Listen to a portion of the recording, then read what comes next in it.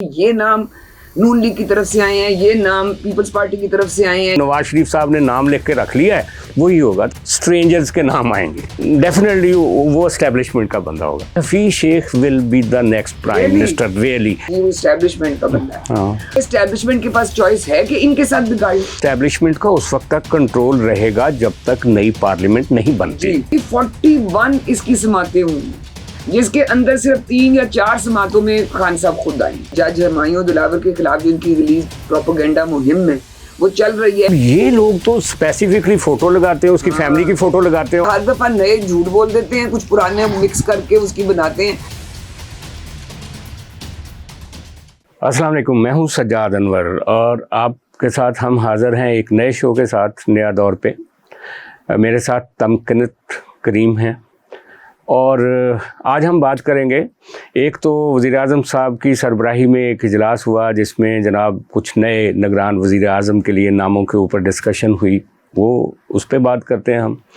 दूसरा Toshakhana case, Islamabad high court का एक फ़ैसला आया है, वो पूरे मुल्क में उस पर बहस हो रही है, उस पर भी बात करेंगे। और तीसरा, साबिक़ वज़ीर-ए-आज़म इमरान खान साहब ने BBC को जो इंटरव्यू दिया हार्ड टॉक में, उसमें उन्होंने कौन कौन सी नई बातें की हैं और कौन कौन सी पुरानी बातें दोहराई हैं और कौन कौन से नए झूठ बोले हैं और कुछ नया सच बताने की कोशिश, उस पर बात करें। तमकिनत, कैसे आप देखती हैं ये जो वज़ीर-ए-आज़म साहब की सरबराही में इजलास हुआ इत्तेहादी पार्टियों का, इसमें कुछ नाम नए आ गए हैं। भूटानी साहब बलूचिस्तान से, इस तरह हफीज़ शेख पहली दफ़ा ऑफिशियली इन्होंने नाम दिया, हमने इधर उधर ज़राए से सुना था, अब कहा है कि वो भी बीच में हैं और कुछ नाम है। आप क्या देखती हैं? आप ये और कुछ नाम क्यों कह रहे हैं? सही बोले ना, शाहिद खान अब्बासी का नाम है, असल शोशा तो वो है। हाँ, तो आपको क्या दिखता अच्छा, है? मुझे ये बताएं, मैं तो जो टीवी पे टिकर देख रही थी, आपको ज्यादा पता होगा तो मुझे इंफॉर्मेशन दें कि ये उन्होंने जो ये शाहिद खान अब्बासी, हफीज शेख और ये जो सारे नाम हैं, ये ऑफिशियली उन्होंने डिस्क्लोज किए हैं कि अभी ये ज़राए से आ रहा है कि ये बेसिकली जब प्राइम मिनिस्टर हाउस में कोई भी इजलास होता है ना, तो उसमें जब ज़राए से ख़बर आती तो आम तौर पे जो वहाँ के ऑफिसर्स होते हैं और जो वो तकरीबन ऑफिशियल होता है आम तौर पे। लेकिन जब ये बात चल रही हो ना कि कहीं कोई डिस्कशन हुई और उसमें फ़लाँ लोग आए और कुछ कहा जा रहा है कि एस्टेब्लिशमेंट फ़लाँ नाम दे रही है, वो प्योर ज़राए होते हैं। लेकिन ये जो प्राइम मिनिस्टर हाउस में जिसकी बाकायदा वीडियो जारी की गई है, उसमें बाकायदा ये नाम जो हैं वो आप समझें कि ऑफिशियली दिए गए। अच्छा सज्जाद, ये मुझे एक और ताकि हम उसमें सही तरह से तबसरा कर दें, उसमें क्या ज़राए ये भी बताया कि ये नाम नून लीग की तरफ से आए हैं, ये नाम पीपल्स पार्टी की तरफ से आए हैं, ये नाम कि अभी वो उन्होंने कहा बस ये नाम डिस्कस हुए। देखिए, यही एक दिलचस्प बात है सबसे बुनियादी। इस पे जब से डिस्कोर्स शुरू हुआ पिछले 15-20 दिन से कि कौन निगरान वज़ीर-ए-आज़म होगा, तो बार बार हम यही सुनते रहे और हमें बताया भी गया मुख्तलिफ क्वार्टर से सीरियसली कि ये जो राजा रियाज है या वज़ीर-ए-आज़म, ये इनके दरमियान एक फॉर्मल डिस्कशन होगी। अगर इत्तेहादी भी कोई राय दे रहे हैं या वज़ीर-ए-आज़म, वो कहते थे, कुछ लोग कहते थे नवाज शरीफ साहब ने नाम लिख के रख लिया है, वही होगा। तो मैं कहता था नहीं, ऐसा नहीं होगा। राजा रियाज जो है वो he is the key person जिसके ज़रिए कुछ स्ट्रेंजर्स के नाम आएंगे, जो नाम पीपल्स पार्टी का होगा ना मुस्लिम लीग नून का होगा, डेफिनेटली वो एस्टेब्लिशमेंट का बंदा होगा। तो ये जो पहली दफ़ा हफीज़ शेख का नाम आया ना, मैं अभी भी इस पे बिलीव करता हूँ कि Hafeez Sheikh will be the next prime minister, really. आप समझेंगे इस पे स्टैंप है। बाकी सारे नाम ना कंपनी की मशहूरी के लिए हैं कि पॉलिटिकल पार्टियों ने ये नाम दे दिए, ये नाम दे दिए, ये नाम दे दिए। नहीं तो हफीज शेख साहब जो हैं वो सेनेट की टिकट उनकी थी PTI की, हाँ, जिसपे वो इलेक्शन हारे थे, हाँ, और कुछ अरसा वो उनके फाइनेंस मिनिस्टर भी रह चुके हैं। ठीक है, अब तो ये सारों को पता उनकी लॉयल्टी तो PTI के साथ नहीं थी, वो पीपल्स पार्टी के भी रहे हैं, एस्टैब्लिशमेंट के बंदे हैं ना। बिल्कुल। अच्छा, मगर हमें यही पूछना चाह रही हूँ कि अगर अभी इतना खुला के चीज है कि जी वो एस्टैब्लिशमेंट का बंदा है, हाँ, तो इसके ऊपर रेजर्वेशन, चले पीपल्स पार्टी को तो कोई मसला नहीं है, नून लीग को तो हमने यही सुन रहे थे तेरसे से कि जी नून लीग को तो घबराहट ये है कि अगर केयर टेकर सेटअप इन्होंने खींचना चाहा तो हमारा एक ऐसा बंदा होना चाहिए जिसको हम ट्रस्ट कर सके। इसका मतलब है इस वक्त गेम नून लीग के हाथ में ना देखें, ना तो मुस्लिम लीग नून और ना पीपल्स पार्टी, दोनों के हाथ में गेम नहीं है और दोनों इस सिचुएशन पे खुश भी नहीं है। आपने शेरी रहमान की आज सेनेट में स्पीच सुनी है। उसने कहा कि ये जो वज़ीर कानून साहब कह रहे हैं कि जी नई मरदमशुमारी और काउंसिल ऑफ कॉमन इंटरेस्ट का इजलास, तो उसने कहा ये 3 महीने आगे चले जाएगा, नवंबर से भी हम नहीं चाहते, हम चाहते हैं नवंबर। मुराद अली शाह ने 2-3 दिन पहले क्या कहा, मुराद अली शाह ने कहा नवंबर से आगे नहीं जाने देना, और उसने कहा ये नई मरदमशुमारी जो है इसके ऊपर बड़े सवालात हैं। अच्छा, इसी तरह मैं आपको बताऊं कि एमक्यूएम कह रही है नई मरदमशुमारी पे करें, वो एस्टेब्लिशमेंट की बात कर रही है। आज वो जो इलेक्शन कमीशन के साबिक सेक्रेटरी रहे कंवर दिलशाद, उसने कहा जी कि 3 महीने और चाहिए, वो फरवरी मार्च तक की बात कर रहे हैं। देखिए इसमें मैं एक और आप सज्जाद साहब एक और इसका एंगल है, अगर इस्टेब्लिशमेंट इन पे डाल रही है प्रेशर कि जी आपने ये करना है, ठीक है, तो उनके पास अगर जो पॉलिटिकल पार्टीज हैं, खासतौर पे नून लीग, अगर इनके पास पॉलिटिकल वो नहीं है, ज्यादा चॉइस नहीं है कि इस्टेब्लिशमेंट की से ये बिगाड़ नहीं सकते, तो मुझे बताएं कि इस्टेब्लिशमेंट के पास चॉइस है कि इनके साथ बिगाड़? हाँ। तो दोनों की एक दूसरे पर डिपेंडेंस है नहीं, लेकिन इसमें एक प्रैग्मेटिक थिंकिंग है दोनों पार्टियों में, मुस्लिम लीग नून में और पीपल्स। वो कहते हैं ये कि जितनी भी ऑनस्लॉट इस वक्त आ रही है, कानून साजी करते जाओ धड़ाधड़ साइक्लो स्टाइल, कोई प्रॉब्लम नहीं। उनका ये कहना है कि एस्टेब्लिशमेंट का उस वक्त तक कंट्रोल रहेगा जब तक नई पार्लियामेंट नहीं बनती, और जब नई पार्लियामेंट बनेगी उसकी कोई भी फॉर्मेशन हो, मतलब उसमें मुस्लिम लीग नून के 10 लोग ज़्यादा हों या पीपल्स पार्टी के 10 लोग कम हों, ये वो आइडेंटिकली उस फ्रेमवर्क में देख रहे हैं जैसे जनरल मुशर्रफ का टाइम था। जब जनरल मुशर्रफ जा रहे थे तो उसने भी आइन में बहुत सारी तरामीम की थी, आपको याद होगा। तो इन्होंने आते ही एक मुआहदा किया दोनों पॉलिटिकल पार्टियों ने, और फिर लेजिस्लेशन की, रजा रब्बानी की सरबराही में 18वीं तरमीम का पैकेज आया जिसमें वो सारी साफ कर दी।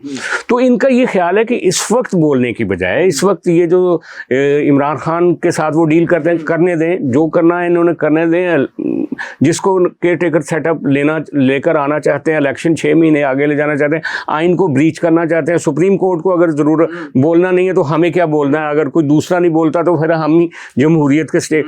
वो कहते हैं कि ये तूफान गुजर जाए।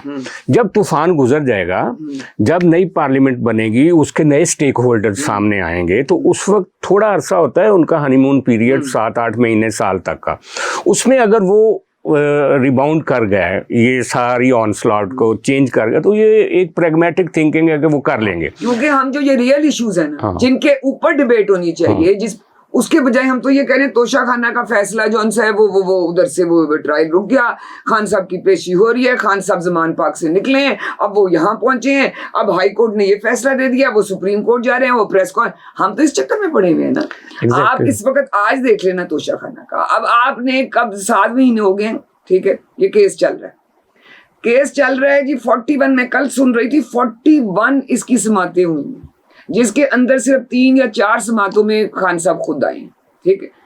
अब वो जब बिल्कुल एंड पे पहुंच गई है बात कि वो अब फैसला आने वाला है, तो आज ये सोई हुई थी इस्लामाबाद हाई कोर्ट, जो अब वो पिटिशन के ऊपर, अगर आपने वो उसका देखे ना तफसीली फैसला इस्लामाबाद हाई कोर्ट का, जस्टिस आमिर फारूक का, उसमें एक बड़ी अजीब बात, ये पीटीआई वाले इसको कर रहे हैं हाईलाइट।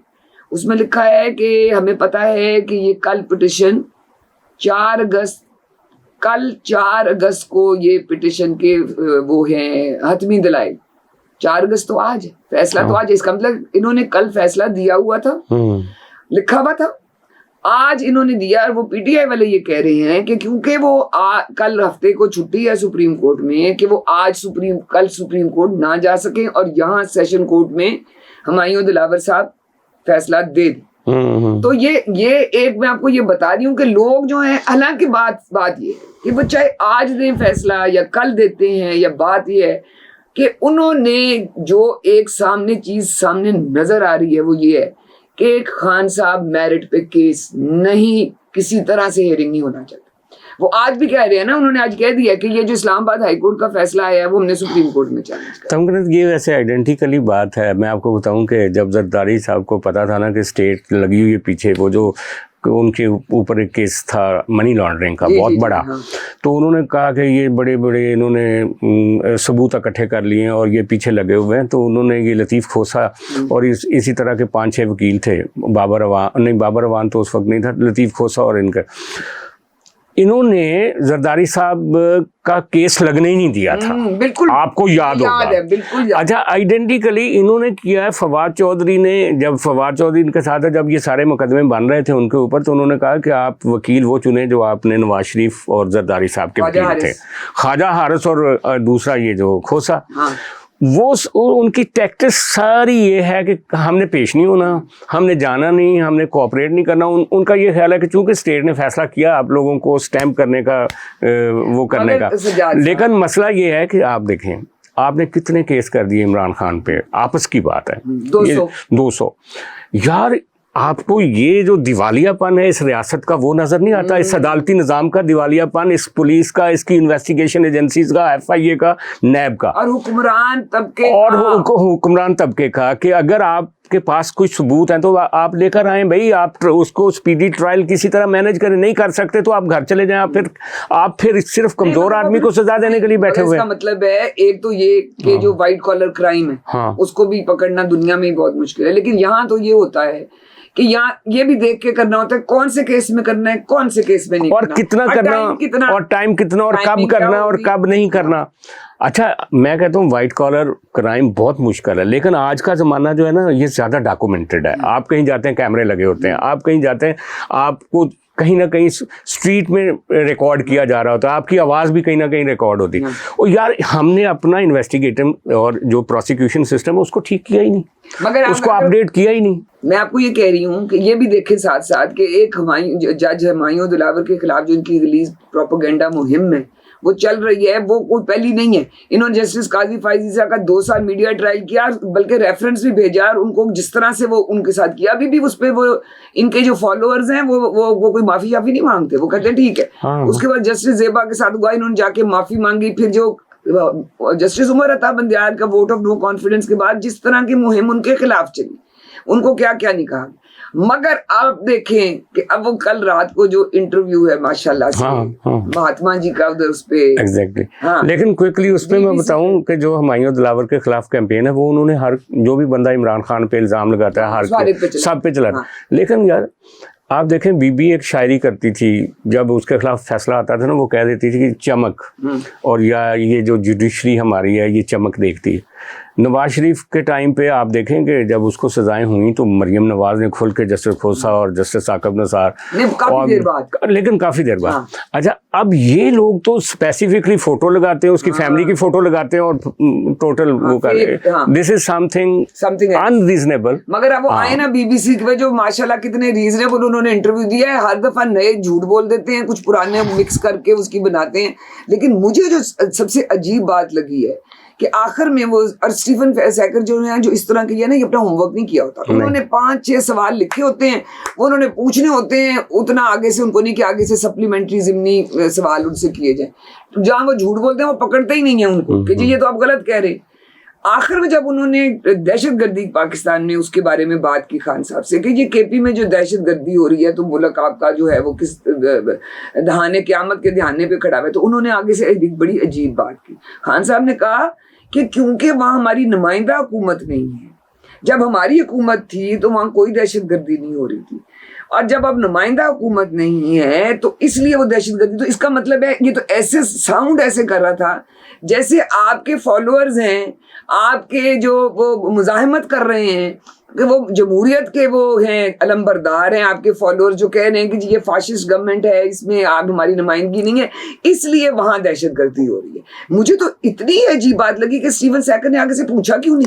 अच्छा, पहली बात ये कि जो इंटरव्यू है ना उसका ख़ास तौर पे BBC वाला रात मैंने भी वो तफसील से देखा, वो जितना झूठ इमरान खान साहब अपने कैमरे पे आके अपने वीलॉग्स में और अपने इंटरव्यूज़ में माजी में और अपनी तकरीरों में, और वो इतने पक्के मुँह से झूठ बोलते हैं कि अगले बंदे को लगता है कि ये सच बोल रहे हैं।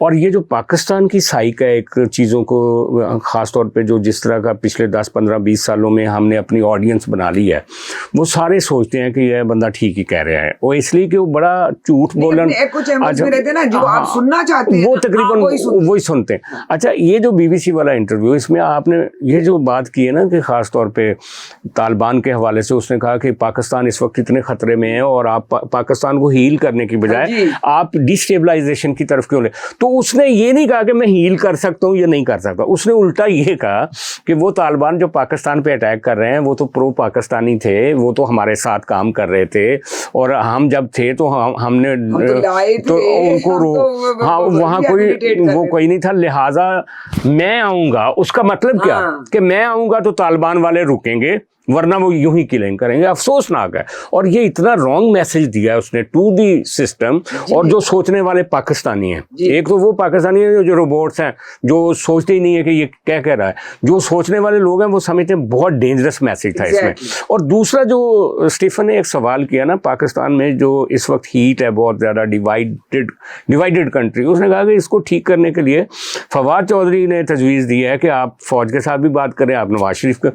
तो उसने कहा नहीं जी, मैं उनसे भाई आप खुद एक चोरी के 2 केसेस में आप पे जब भी इल्जाम लगता है आप शौकत खानम के मॉडल को आगे ले आते हैं। आपके दोस्तों ने कहा है कि शौकत खानम इसलिए चल रहा है कि वहां पे एक बोर्ड है और उसमें आपकी मदाखलत नहीं है। जहां आपकी मदाखलत होगी वहां तो बुशरा बीबी आएगी, उसके टूने आएंगे, वहां बुजदार आएगा, वहां महमूद खान आएगा, वहां पे 100 तरह के। और आपने अपना घर ये जो जमान पार्क वाला अलीम खान से 2-3 करोड़ रुपए में बनवाया है, और इसी तरह पता नहीं 12 करोड़ या कितने वो वाला, और ये जो खास तौर पे जो इसके मुलाजमों की तनख्वाहें और ये वो सारा पार्टी फंड से जा रहा है। बकरियां और 4 गाड़ी एक नहीं है, 4 बकरियां इनकम टैक्स रिटर्न। तो इतना झूठा आदमी, और वो इस तरह से अपने आप को रिप्रेजेंट करता। खैर वो लोगों की मर्जी है, लोग उस पर बिलीव करें, लेकिन आप ठीक कह रही हैं कि स्टीफन को काउंटर क्वेश्चंस करने चाहिए थे, ग्रिल करना चाहिए था बाकायदा इसके पॉइंट ऑफ व्यू पे, जैसे वो आमतौर पे और उन्होंने शुरू में करता था। चैनल पे फखरिया उन्होंने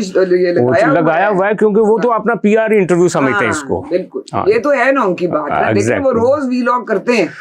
उन्होंने बड़ी माशाल्लाह बड़ी हिम्मत है उनमें, बड़ी उनके अंदर एक वो जो है ना डिटर्मिनेशन एनर्जी। अच्छा मैं आपको बताऊं, इस तरह की जो नेगेटिव एनर्जी या नेगेटिव डिटर्मिनेशन अगर किसी जगह पे आ जाए तो वो पूरी एनवायरनमेंट को पॉइजनस कर देती है, और वो हो गया आपका मुल्क, और वो रोज करते हैं। चलिए अब एंड में अच्छी सी कोई बात करें ना, क्योंकि अच्छी तरफ भी तो जा रहे हैं ना, कोई अच्छे काम भी तो हो रहे होंगे। अच्छा काम ये है कि चाइना मॉडल हो जाए। शुक्रिया तमकिनत। तो ये आज की गुफ्तगू आपने सुनी, ये काफ़ी फैल गई, पहला प्रोग्राम था। आपके फीडबैक का हमें इंतज़ार रहेगा, हम कोशिश करेंगे अगली दफ़ा ज़्यादा फोकस्ड हों। बहुत शुक्रिया, थैंक यू।